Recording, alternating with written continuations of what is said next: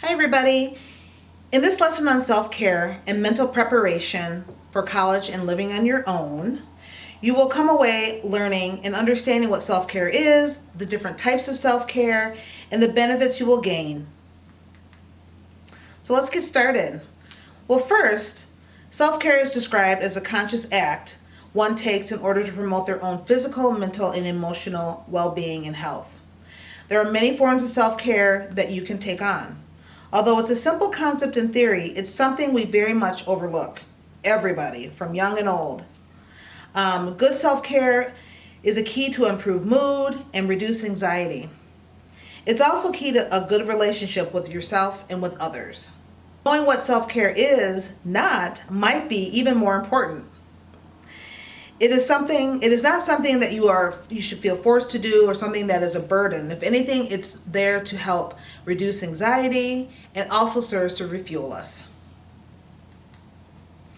Self-care is not selfish, just like the slide says.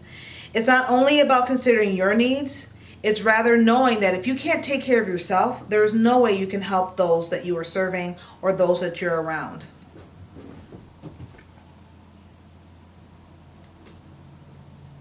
So when we're talking about self-care, there's so many different types of self-care that we need to consider and use at different times throughout our life.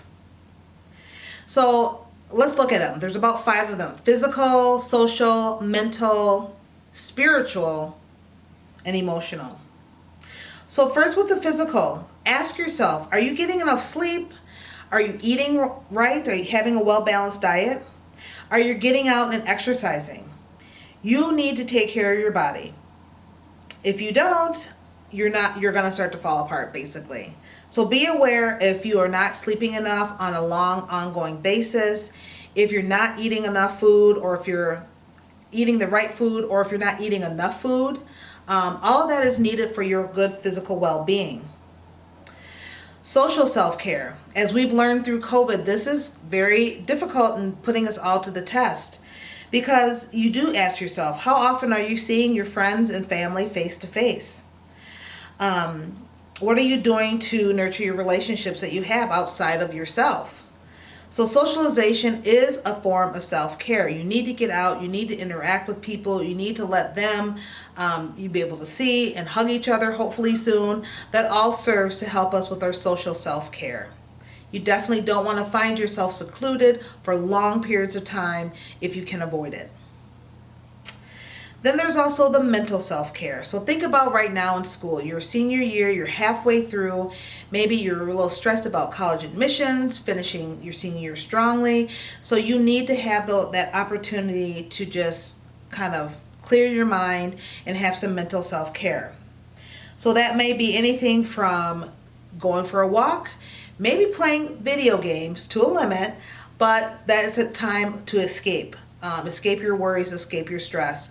And then when you re-engage with your studies or re-engage with the subject at hand, you feel more energized and you feel clearer and you feel actually better. So with spiritual self-care, this doesn't necessarily mean that you have to have a religion that you are practicing. But more spiritual well-being is basically how you see yourself and how you're relating to the universe at hand. So some people may look at a form of prayer, meditation, as ways to refuel their spirituality and also taking care of themselves in that spiritual way. So very, very important. And the final and 5th way of self-care is the emotional. Do you have healthy ways to process your emotions? Do you incorporate activities into your life that help you feel recharged, re-energized? It's important to have healthy coping skills to deal with uncomfortable emotions. And if you haven't already, this is definitely going to be something that you need. We all need to have healthier ways to deal with emotions in different situations that will bring about some emotional times for us. Whether you talk to a partner or a close friend or family member, it's important that you are allowed to have time and space to process your emotions and hopefully have a coping skill plan that will help you work through the difficult times at hand. So, taking that all into consideration, hopefully you'll be able to start to apply this as you are paving your way to the road ahead. So there are some things that you do need to prepare yourself for. Number one is going to college is a big change. It's important not to be overwhelmed, as you've heard before. Keep a level head by reminding yourself that this time of transition is nothing new to anyone. So it's something that everybody goes through, so you're not alone. You're not alone in feeling some of the feelings that you will encounter. And accept that you're in a new stage of life and you won't, and that it's not going to feel familiar at first, and that's okay. Reach out and ask for help. With anything new, it's best to go with a positive mindset. It's not always easy to do that, I know. Knowing where to turn for help, knowing who you can trust, are all important in this process. So take a moment to locate while you're on campus services that can help you. Know where the tutoring center is. Know where health services are. Know where, if there are disability services that you need, know where their offices are. Counseling services. All the resources are there on campus at UW or wherever you choose to go. Make sure you find out early on where those places are so that when you are in those moments where you need help, you know exactly where to go. Be open to new things. College will open your eyes in more ways than one. It's hard, it's a time to find yourself, discover new passions, challenge old ways of thinking, meet new people, a variety of different things and people from all backgrounds and all places. And also, don't be afraid to take risks. Challenge yourself. Don't be afraid to do things differently.